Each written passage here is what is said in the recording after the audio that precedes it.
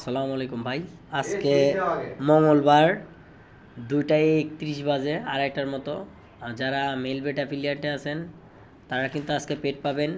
যাদের withdraw available আসছে তারাই শুধু পেড পাবেন, আর যাদের আসে নাই তারা কিন্তু পেড পাবেন না।